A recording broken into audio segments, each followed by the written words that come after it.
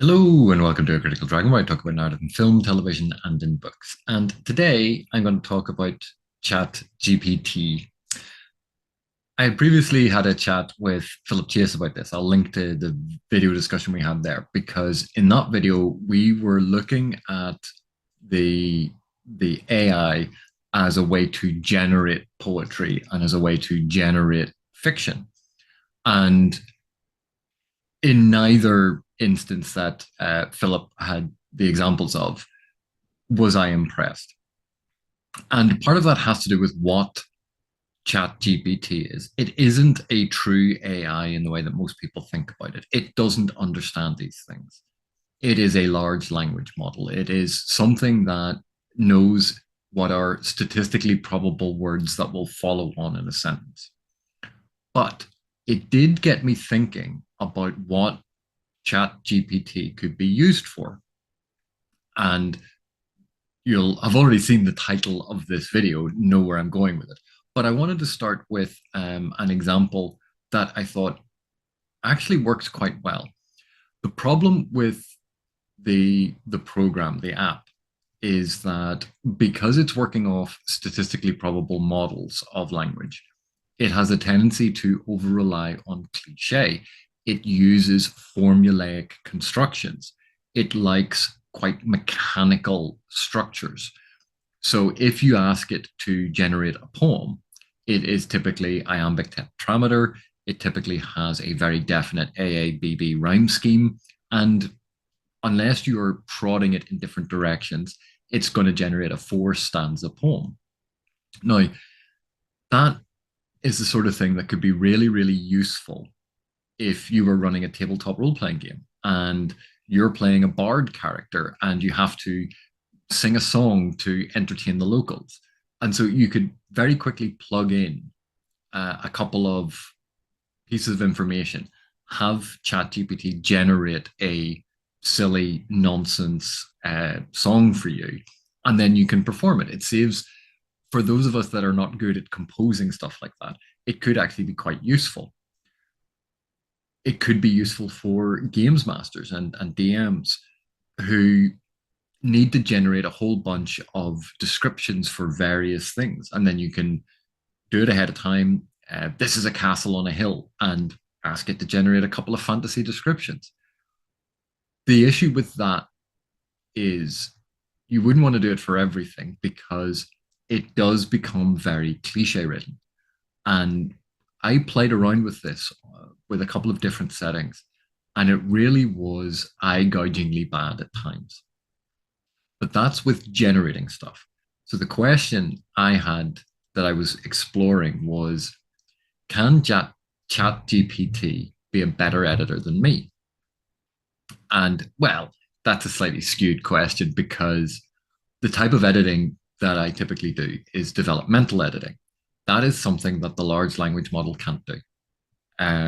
Not any variant or iterative of this that I have seen can do what a developmental editor does, because that involves knowing where a story is going and looking at the links from the beginning through the middle all the way to the end, thinking about pacing, thinking about all those different narrative elements. And this is the big drawback of AI. It doesn't know what those things are. It doesn't understand them.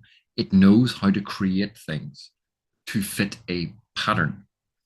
And novels, at least when they are interesting novels, are usually quite good at not being entirely predictable, of not fitting a very stark pattern, because otherwise they'd be really, really boring.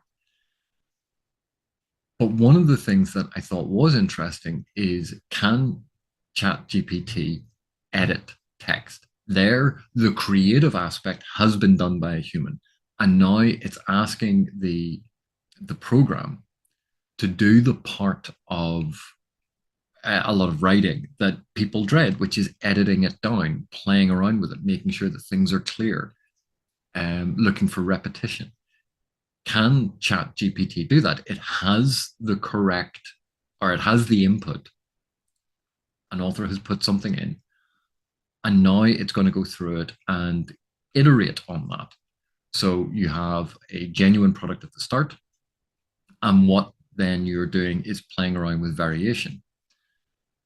And something really curious happened when I did this. Now, I'm going to put up three examples. Two of the examples are from works that are out of copyright. So there's no copyright issues there.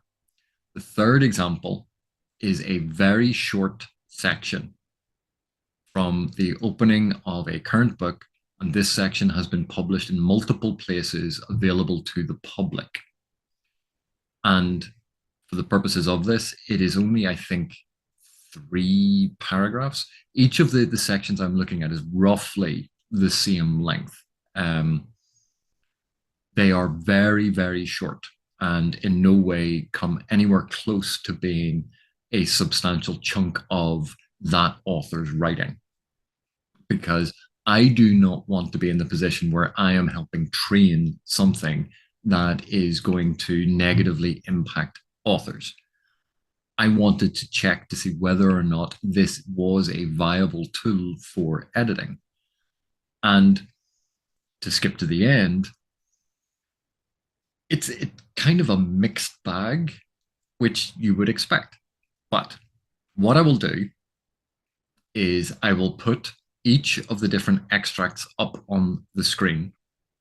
And I'm not going to say where they are from, and I'm not going to say which is the original and which is Chat GPT. I'm going to put each one up in turn so you can pause, you can look over it, you can read both, get an idea yourself of which you prefer, what you think, what the differences are between the two different examples. Because example one, there's going to be a Chat GPT version of it and the original. In example 2, again, there'll be an original version and a Chat GPT version. Example 3, exactly the same thing. One is original and one is the Chat GPT version. And for those interested, the prompt I used was, can you edit this passage? I didn't want to get fancy. I didn't want to give it more direction. I didn't want to tell it what to do. I wanted to see what its default was, how it tackled text, what it chose to do with the text, because it is iterating on a text and applying and using patterns. And that's what I wanted to see what it was doing. Here's the first one. Right. I'm going to read through both of the examples. And at the end, I'll tell you what it's, who wrote them, what it's from, which is which. And then we're going to talk a little bit about the differences between them. The 19th century dislike of romanticism is the rage of Caliban not seeing his own face in a glass. The moral life of a man forms part of the subject matter of the artist, but the morality of art consists in the perfect use of an imperfect medium. No artist desires to prove anything. Even things that are true can be proved. No artist has ethical sympathies. An ethical sympathy in an artist is an unpardonable mannerism of style. No artist is ever morbid. The artist can express everything. Thought and language are to the artist instruments of an art. Vice and virtue are to the artist materials for an art. The disdain for romanticism in the 19th century is akin to Caliban's rage when he fails to see his own reflection in a mirror. The artist's subject matter encompasses the moral aspects of human life, yet the morality of art lies in the masterful utilization of an imperfect medium. Artists have no desire to prove anything. Even truths can be demonstrated. Ethical sympathies in an artist constitute an unforgivable mannerism of style. Morbidity is foreign to the artist's realm.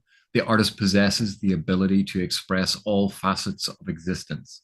Thought and language serve as instruments for artistic creation. Vice and virtue serve as materials for artistic expression. Okay, so this is Oscar Wilde, and it's from the introduction to Picture of Dorian Gray.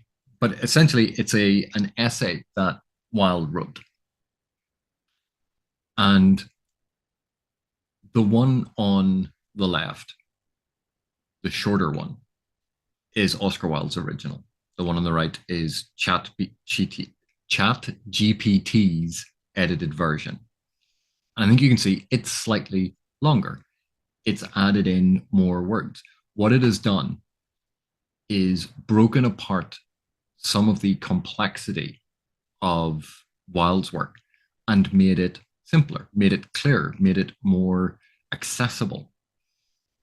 Another thing that it has done is the assumption in Wilde's original is the assumption of the time when you have an unnamed person, the default is to use he, him, and maleness. But we can see in the Chat GPT version that instead of assuming a male norm, that Chat GPT has assumed a non-gendered norm. And that, is clearly a choice that they've moved. It has recreated the passage without maleness at the center. That's actually quite an interesting position. So just looking at the changes that ChatGPT made, let's look at that very first opening sentence. The 19th century dislike of romanticism is the rage of Caliban not seeing his own face in a glass. The ChatGPT version, the disdain for romanticism in the 19th century is akin to Caliban's rage when he fails to see his own reflection in a mirror. Superficially, these are very, very similar. It's like using the synonym function on Word, where it's just suggesting a different way to write something.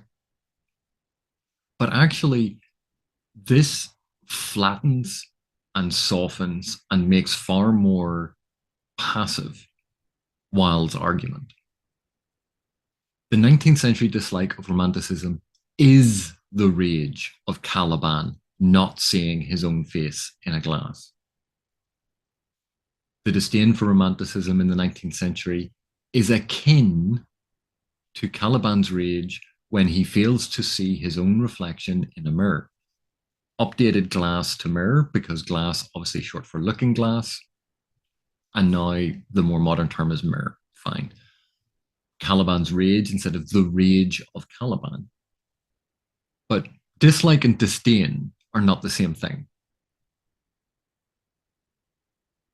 And it's fascinating that it changed it from this dislike is the rage of Caliban. Direct. This is what this thing is. The rage of Caliban, that's what this is. To the disdain is kind of like when Caliban's rage when he fails to see.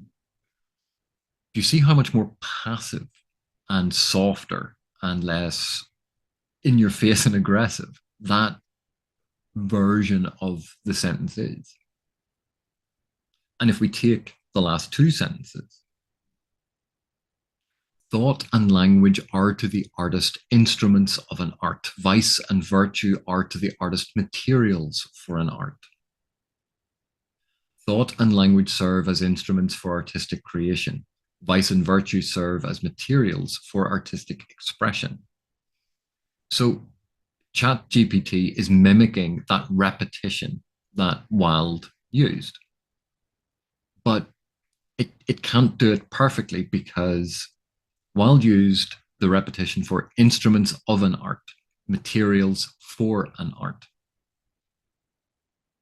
There's a very deliberate repetition there. And again, we have a slightly weaker form of this because it's instruments for artistic creation, materials for artistic expression.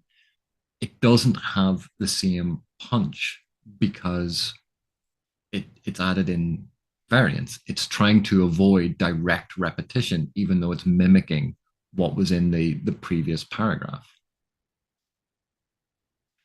But I think even when I read both of them through, and I tried to be just as emotive about the ChatGPT version as I was about Wilde's original. Wilde's original has oratory to it as well as rhetorical weight. The Chat GPT one is weaker, is more passive, is less interesting, more prosaic, is bland. It has flattened and softened and removed some of the color that was in Wilde's original. So, regardless of which you prefer as a style, because this is not about which you like more. Clearly, I enjoy Wilde's more, but that's irrelevant. What is interesting here is what the program did. In using the prompt, can you edit the following passage? Its default was to make it blander, was to make it clearer, was to reword it in such a way as to add words instead of making it more concise, and potentially making it more modern, less gendered, and more accessible. But in doing that, it removed part of what made it Wilde's voice. It is making Wilde less distinctive and therefore more bland, more generic. And I think that's an interesting point about this. So here is the second excerpt. Again, I'll read through both, and I'm not going to tell you which is which, although I think most people in looking at the screen will be able to guess the author. But we were not on a station platform. We were on the track ahead as the nightmare plastic column of fetid black iridescence oozed tightly onward through its 15-foot sinus, gathering unholy speed and driving before it a spiral, re-thickening cloud of the pallid abyss vapor.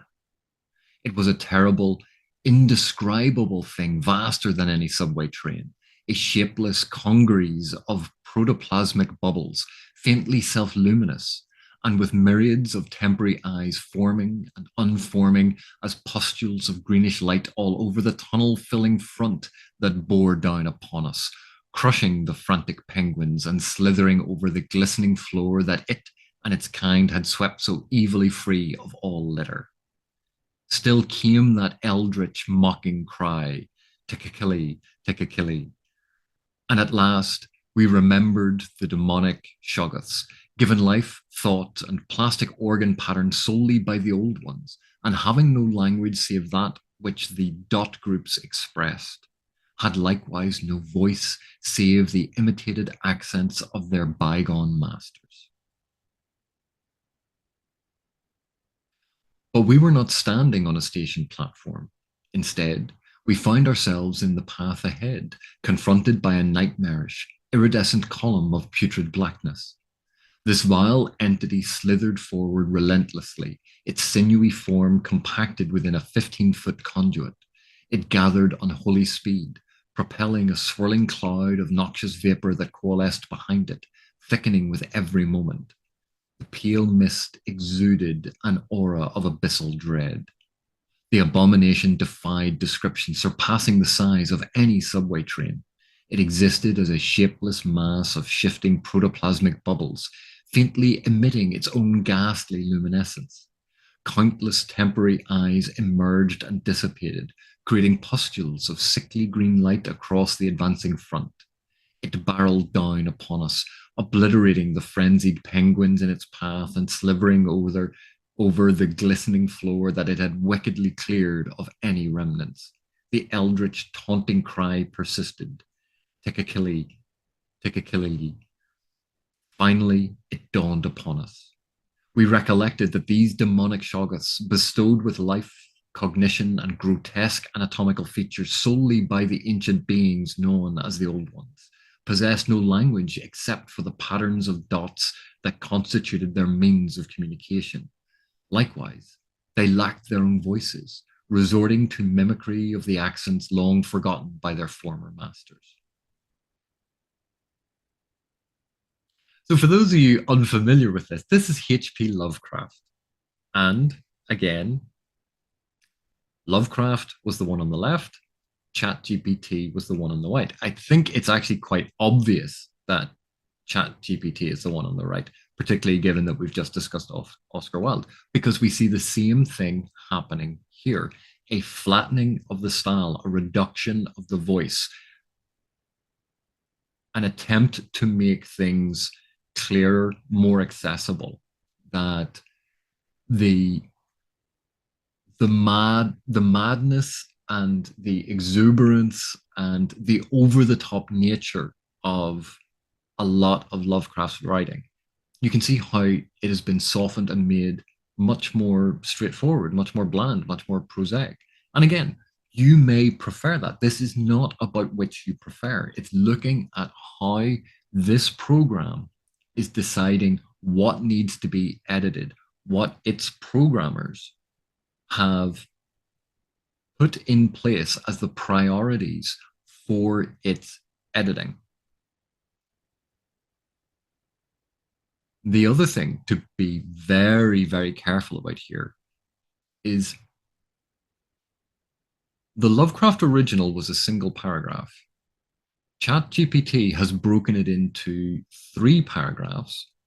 And not only that, it changed a significant part of the meaning. So listen to the last section of Lovecraft. And at last we remembered that the demonic Shoggoths, given life, thought, and plastic organ patterns solely by the old ones, and having no language save that which the dot groups expressed, had likewise no voice save the imitated accents of their bygone masters. Now listen to the Chat GPT version. Finally, it dawned upon us. We recollected that these demonic Shoggoths, bestowed with life, cognition, and grotesque anatomical features solely by the ancient beings known as the Old Ones, possessed no language except for the patterns of dots that constituted their means of communication. That's a big change. Then, likewise, they lacked their own voices, resorting to mimicry of the accents long forgotten by their former masters. That last part is actually not what H.P. Lovecraft's version says. Had likewise no voice save the imitated accents of their bygone masters. And ChatGPT changed this to resorting to mimicry of the accents long forgotten by their former masters. So their former masters were aware of accents, then had forgotten them, and that's what these Shoggoth are imitating. No, it's the imitated accents of the old ones. So this is a big thing to be aware of. Chat GPT does not understand the meaning of what it is changing. It doesn't understand what those words on the page mean. It is looking at a mathematical model, basically. Think of it as a big word cloud of what needs to go next to what. And it's changing the meaning of things. Where Lovecraft had, we were on the track ahead. ChatGPT changed it to, we find ourselves in the path ahead. Lovecraft, as the nightmare plastic column of fetid black iridescence oozed tightly onward through its 15-foot sinus.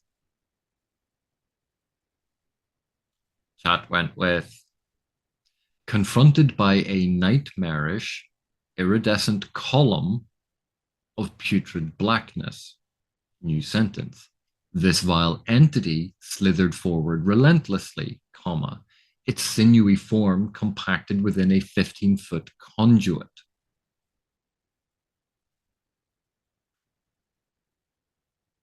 It lacks poetry, quite simply put. But you can see that it's reorganizing Lovecraft into, again, a softer, blander, more straightforward, less colorful version of the text. And so here is the third example. Navigating the rugged stone ridge, Calic came upon the body of a thunderclast in its dying throes. The colossal creature lay sprawled on its side, rib-like protrusions jutting from its fractured and shattered chest. The monstrosity possessed a skeletal appearance, with abnormally elongated limbs sprouting from granite shoulders. The eyes, resembling deep red embers, marked the arrowhead-shaped face as if kindled by an inferno deep within the stone. Gradually, the fiery glow faded. Even after countless centuries, the sight of a thunderclast at close range sent shivers down Calic's spine. The beast's hand alone was as long as a grown man's height. He had experienced the crushing grip of such hands before, and the memory was far from pleasant. Naturally, the experience of dying rarely proved pleasant. Cautiously circumventing the fallen creature, Calic navigated the battlefield with increased vigilance. The expanse of the plain was marred by misshapen rocks and stones, while natural pillars rose like sentinels around him. Lifeless bodies lay scattered on the ground, with scarce vegetation struggling to survive amidst this desolate landscape. Calic rounded a rocky stone ridge and stumbled to a stop before the body of a dying thunderclast. The enormous stone beast lay on its side, rib-like protrusions from its chest broken and cracked. The monstrosity was vaguely skeletal in shape, with unnaturally long limbs that sprouted from granite shoulders. The eyes were deep red spots on the arrowhead face, as if created by a fire burning deep within the stone. They faded. Even after all these centuries, seeing a thunderclast up close made Calic shiver. The beast's hand was as long as a man was tall. He'd been killed by hands like those before, and it hadn't been pleasant. Of course, dying rarely was. He rounded the creature, picking his way more carefully across the battlefield. The plain was a place of misshapen rock and stone, natural pillars rising around him, bodies littering the ground. Few plants lived here. So this is obviously Brandon Sanderson, and it's from the Prelude of the Way of Kings, and it's the very, very, very start. And this time around, I did Chat GPT first and then Sanderson. And once again, you can see that Chat GPT is more wordy, has broken up the text and expanded upon it to make it clearer an awful lot of the time, but also to remove some of the obvious redundancies. So, for instance, navigating the rugged stone ridge, whereas Sanderson had rounded a rocky stone ridge. And of course, it's a stone ridge. Of course, it's going to be rocky. So that's slightly tautologous, whereas rugged stone ridge describes the nature of the ridge itself. But curiously, one of the things that the app did was it split that sentence and sort of reversed it, because it went with the movement first, movement and location, navigating the rugged stone ridge. Then it introduced the person. Sanderson went the other way with person first, then what they were doing, and what the thing was that sort of arrested their attention. So you can see the different approaches to it. But what I find most interesting about this is that in terms of style, whereas with both Oscar Wilde and with Lovecraft, Chat GPT really flattened their style. It took a lot of the color out of it. In this instance, I don't think it's done that to the extent. It's almost like it's added color. It's added more voice to it. It's tried to make it sound more Sanderson. And I think this is part of what Sanderson talks about when he says that he likes transparent prose, where the prose doesn't get in the way of the story, where his voice is entirely absent. I think ChatGPT tried to add in a bit of voice here to try and make the style slightly more colorful.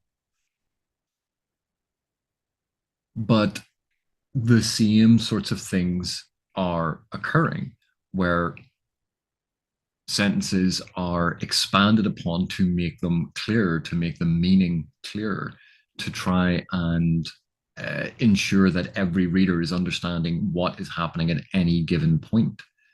So, for instance, the eyes were deep red spots on the arrowhead face as if created by a fire burning deep within the stone. They faded. ChatGPT, the eyes, resembling deep red embers, marked the arrowhead shaped face as if kindled by an inferno deep within the stone. Gradually, the fiery glow faded. So you can see it's kept the same separation, it's kept the rough outline of what is being described, but in this instance, it's expanded upon it to make it clear that the fading is being done by the eyes, in this case, the fiery glow, that it's made more overt. But curiously, it didn't say gradually the fiery glow of the eyes faded. It didn't go that far, but it did make sure to connect red embers kindled by an inferno and then fiery glow. It kept that all the way through. And this, is quite impressive. It's iterating on what was there, because obviously that's in Sanderson, deep red spots, fire burning deep within the stone. What ChatGPT has done is it's added a bit more of that to a second sentence. Instead of just they faded, it's connected that fading to the fiery glow from the previous sentence. And that's, when you think about it, quite clever. It's not just taking they faded and putting it through a synonym function. It's connecting it to the previous sentence. So, in terms of editing, then, it's doing the same thing that it did to the others, but the effect that is achieved is actually quite different. With the others, it flattened the excerpts, it reduced the author's voice, it made them more mundane and boring and prosaic. In comparison to the originals, of course. The Lovecraft example was still exuberant. But with this example, it seems to have slightly elevated Sanderson's writing. So, curiously circumventing the fallen creature, as opposed to he rounded the creature. Because this is just in these 3 paragraphs. Calic rounded a rocky stone ridge, he rounded the creature. That repetition, okay, that's there. ChatGPT's tried to avoid that, navigating the rugged stone ridge, cautiously circumventing the fallen creature. And again, I think words like circumventing, this is something that Sanderson, I think, actively avoids because he's trying to write the text at a language level that perhaps is slightly lower. And so ChatGPT is assuming slightly older or more elevated language. And so it really is quite a curious example, because I'd expected it to do to Sanderson what it did to the others and reduce Sanderson's writing even further, but it actually made Sanderson's writing slightly richer. Which again is altering the very deliberate style that Sanderson has chosen, that Sanderson wants to have his texts in. Now, it's not that every single sentence that ChatGPT comes up with here is a winner. Certainly not. But as an overview of these 3 excerpts, regardless of whether you prefer the original or the edited version, the first thing to remember in all of this is that a human created the original. And the app was just iterating on what the human had created. And the second thing is, in order to, I think, utilize this as a tool, you would need to look at the output that Chat GPT creates and go through it with a fine tooth comb, because it's clear it alters meaning, it alters the message, the intent, what is to be communicated. It actually alters those things because it does not understand them. And for anyone who thinks that, then it can just iterate and generate whole texts. I think this proves it doesn't fundamentally understand the language. It understands patterns and it tries to make patterns fit. And because of that, I think anyone using this, anything that ChatGPT produced, you would have to go through with a fine tooth comb. And so, is it going to replace editors? You know, an author might use it if they got stuck with how they were phrasing something, but ultimately they'll have to go back through and edit it. And I wouldn't trust this application to edit anything substantial because it clearly does change meaning and make errors. It does choose quite strange phrases at times. Because look at, just in that sense, he'd been killed by hands like these, like those before, and it hadn't been pleasant. Of course, dying rarely was. That's a great sequence. That's a nice pairing of sentences. Then you look at ChatGPT. He had experienced the crushing grip of such hands before, and the memory was far from pleasant. Naturally, the experience of dying rarely proved pleasant. And eesh, the repetition of pleasant doesn't work. It's overly wordy. The the Sanderson version is pithier. It's more to the point. It's punchier. It gets across the feeling of it, and also the sort of tone and humor of Calic's position. This resignation. Of course, dying rarely was. Almost this offhand, flippant, making a joke of something terrible that goes to Calic's character. What ChatGPT did was, again, explain it. Everything is explained. Everything is made even clearer. So it's it's quite curious because in that instance, Chat GPT is doing the thing that Sanderson said that he wanted to do, and Sanderson is doing the thing that he says he tries to avoid, which is, adding that sort of color to the text, that humor to the text, to avoid a sense of style, which is a style in and of itself. And yet we see when ChatGPT does that, it we can feel how bland and boring and prosaic it is. It needs that color, it needs that style in order to be a more interesting sentence. So I hope you've found this interesting. Certainly, all of these large language models, all of these iterative programs will continue to evolve and improve. And certainly, the more human input into it and the more human guidance that you use, it will become a tool used to generate things. But ultimately, what it is doing is aiming for a benchmark of language. It's aiming for this sort of bland middle ground. And that is going to harm narrative. That's going to harm stories because not all stories should be told the same way.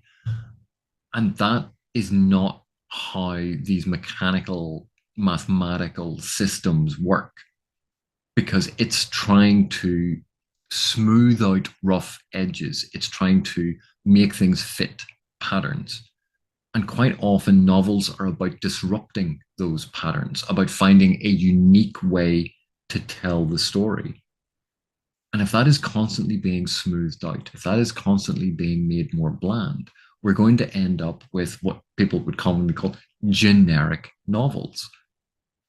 they are going to have similar patterns. They're going to have similar blocks of this is when an action sequence occurs, this is when this happens, this is how it is going to be paced.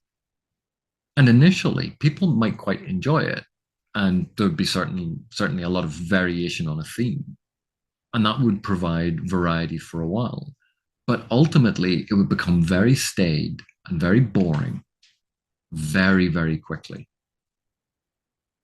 So I don't think Chat GPT is going to be able to do away with authors.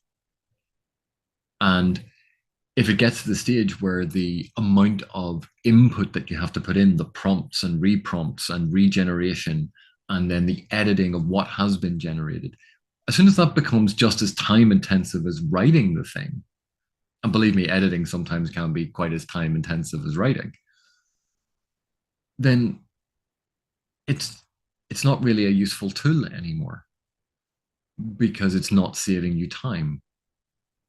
It's not making the job easier. It's just changing the nature of the job from generating it to partially generating it, getting it to run through iterations, and then editing it.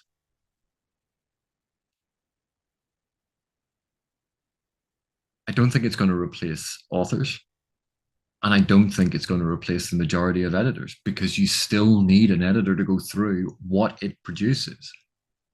And whether an editor is looking at the original manuscript or they're looking at the Chat GPT edited manuscript, they still have to go through an entire manuscript and edit the whole thing.